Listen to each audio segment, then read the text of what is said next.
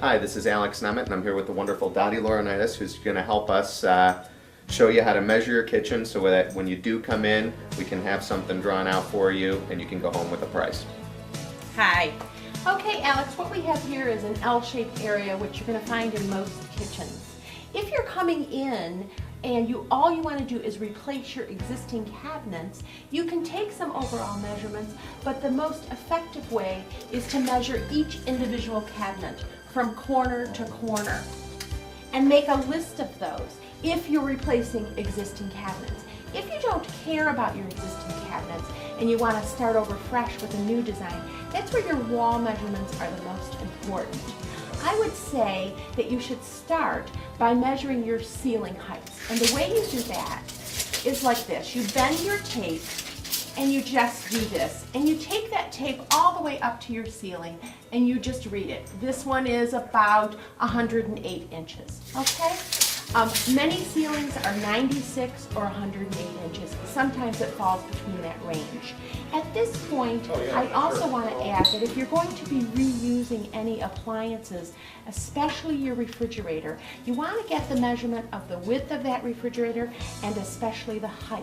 With the height, you want to go from the floor to the top of the hinge, not the floor to the top of the door, because your hinge will always sit above your refrigerator, okay? The way I start in an L-shaped space is I start with the corner and run my tape right into that corner, okay?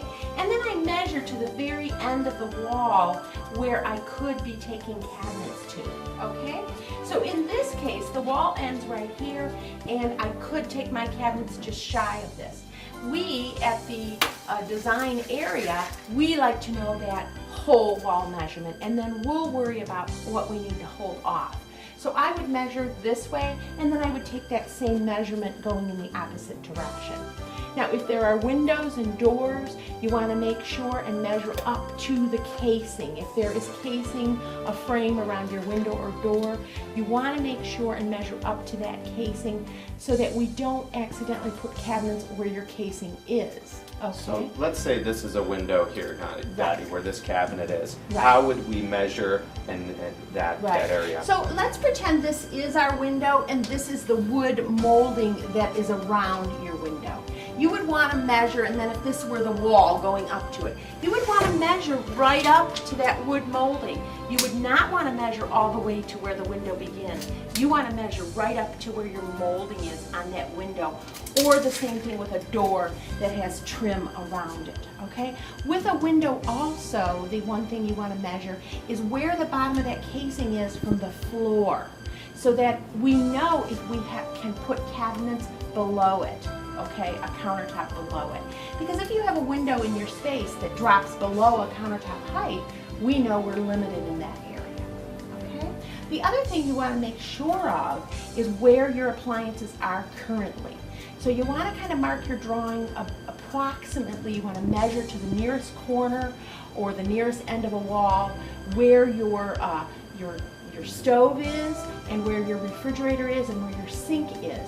Because if you are not interested in moving those mechanicals, then we would want to keep when we redo that plan, we would want to stay in that general vicinity. If you don't mind moving those things, then it doesn't matter so much to us where they are currently, okay? If you keep those things where they're located existingly, it could cut down on your cost, because bringing mechanical people in to move those things adds to the cost of your project. Great. Okay? Thank you.